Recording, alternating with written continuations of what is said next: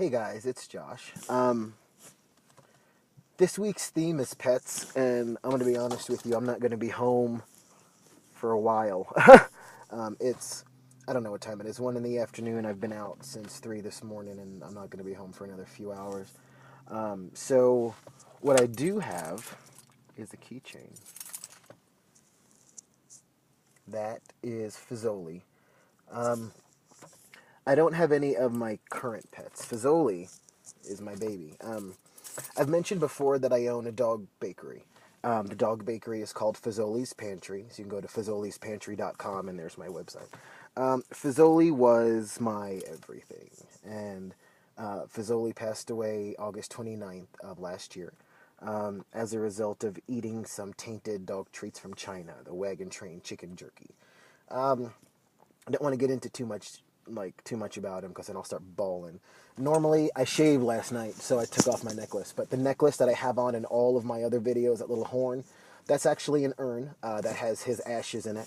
And this has his ashes in it. So my boy, even when I forget my necklace, my boy's always with me. I'm having his ashes tattooed into my skin. A couple months. Have his paw prints. I had his paw prints made when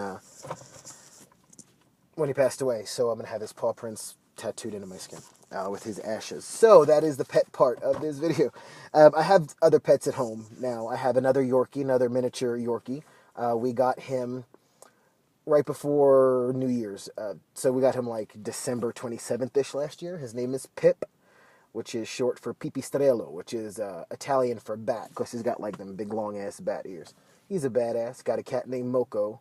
Moco is Spanish for booger. Moco likes to sneeze her mucus in my face, in my mouth, my eyes, my morning coffee. Hence the name Moco, because she flings them. And I have one more cat, and her name is Perry Joe, which is short for Princess Periwinkle. Don't ask. So this topic is about binding. I'm trying to quit smoking, electric cigarette. By quit smoking, I mean smoke cigarettes. Like, I'm not going to stop, quit smoking cigarettes. Binding. I still bind. I had a breast reduction in 2008. Like I said before, I was over 400 pounds, and I had huge bazongas. I'm talking about like J-cup huge tits. I had them lopped off. I had insurance cover it, so because insurance covered it, it could only be covered as a reduction. So I had it brought down. I had my tits brought down to like an A or a B. At this point, I don't really need to bind, but I feel more secure. Nobody ever looks at me. I go outside without a shirt on. I sit on my patio and smoke a cigarette without a shirt on. I walk my dog without a shirt on. I've been to the beach and swimming and all that things, all that stuff topless. I never get misgendered. It's hard, even though I have some tittage, it's hard to look at my tittage covered by this and say that I'm a fucking chick. So guys just think that, we're about to get sexy again. This is like the second video in a row that we're getting fucking sexy. Last video, I didn't bind. I don't like to at work because it's fucking hot. I have this binder. It's actually huge. Super big. Like 2 sizes too big. The main reason I bind now is because I've lost 200 pounds and I have a lot of saggy skin. My binder. So, like, here's my tit. Like, I'll just show you my chest. I'm not going to, like, nipple shot so Facebook or YouTube doesn't get gay. But, so I have some tittage. But it's basically just loose meat since I've lost so much weight. I bind at work because my uniform requires that I tuck my shirt in. Because I've lost so much weight, my stomach is floppy and jiggly and blah, blah, blah, so I bind mainly to hold my stomach and chest in while I'm tucking my shirt in. So I'm not just, I don't look sloppy and gross.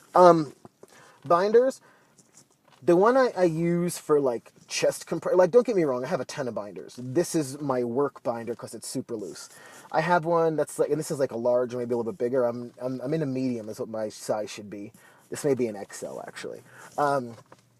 So my medium binder at home, it's a 997 underwork, super tight compression. I wear that when I go out, like outside of work, when I actually wear like my nice clothes that fit, that aren't polyester Coca-Cola shirts. Underwork Style 997. Something I found is, I'm trying to remember, Amazon. You can go on Amazon and get Underworks binders for like $19.99. Shut your fucking mouth. I know, right? I just figured it out. So when I get I'm going to be replacing my work binder. I've lost some more weight since I've been working for Coca-Cola. So this binder is like excessively big now. So I'm going to be ordering the next size down in the same style. So it's not going to be super like tight, but it'll still do the trick. What else? What advice can I give to guys binding? Fucking bind your size, okay? So if you're 300 pounds, do not get a fucking medium binder. I mean, it's common sense. The reason I say that is not because I'm a dickbag. I am a dickbag. But it's because binding, now like I said before, I was a nurse for years, as Jennifer was a nurse. So I have a little bit of background with the medical field. Binding restricts, obviously. Binding binds your fucking ribs. It's common fucking sense. If you can't breathe, so this is the test. These are the things, checklist, write this down. I'll wait 5 seconds till you get a pen. Da da da da da da da. I already lost count of how many seconds it is. Whatever, it's 5. Okay, so binding. This is the way to tell if your shit's too tight. Number 1, you can't breathe. You can't. I'm talking about not shallow breaths. I'm talking about inhale fucking deeply and fucking exhale. If you can't do that comfortably, your binder's too tight. Comprende? Perfect. Number 2, if you can't bend freely at the waist, I'm talking about stand up and bend down and touch your motherfucking toes. If you cannot do that without abdominal discomfort, your binder's too tight. Got that? Number 1. Number 2, can't breathe, can't bend down. Number 3, if you're noticing pain, chest pain, like upper, heart is in chest pain, rib pain, if you feel like maybe, you might have sprained something, any kind of muscular anything, your shit is too tight. If you're big-chested, okay, I understand. Trust me, because I was big-chested. I understand wanting to bind tight because it holds it in better. Something you could do for that is get a sports bra that's tight, okay? Because that's not going around your fucking ribs, dude. So get a sports bra that's a size smaller than you are. Put that on under your binder. But the area that you need to be concerned with when you're binding isn't your flesh, your tit flesh. It's your ribs.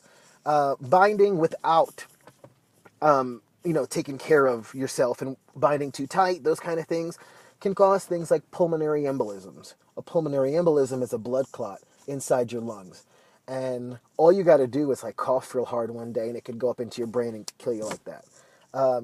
Pulmonary embolisms, it can cause things like deformities of your ribs, breakdown of the cartilage. Your rib is attached to your sternum by cartilage. Cartilage, shit, your ears and nose are made of cartilage. That's what allows your rib. So this is a rib attached to the cartilage, right? My finger's a rib. Picture it with me. My finger's a rib. My ear is a cartilage. As you breathe, it's in and out. See what I'm saying? See what I'm saying? So if your shit is too tight, this cartilage is not going to get the back and forth movement. It's going to harden and it's going to disintegrate. So then even when you're not binding, you're not going to be able to take deep breaths, and that's going to affect a lot of fucking things. Like we need air. I don't know about you guys. I need air to live. Living up in the Mile High, up in Denver, the air here is a bit thinner, and I've noticed that I need a little more of it to live. So be smart about binding. Like, I understand not wanting to have your chest to be visible. Things, like I said, sports bra under your binder. Never use ace bandage. Never fucking use ace bandage. That'll hurt your ribs even more. Sports bra. When you put your in your binder, like go in and separate. So in, separate. That's going to create a flat chest compared to this, okay, or this. If you lift and separate in your binder. Also layering. So wearing a t-shirt underneath an open button up. Those are things that are going to help hide the chest if you are big-chested without binding and killing yourself. So that's my video on binding and my sad story about my dog Fazoli and a shot of my tits. If that's not a good day, I'm not sure what the fuck is. Everyone, see you next week.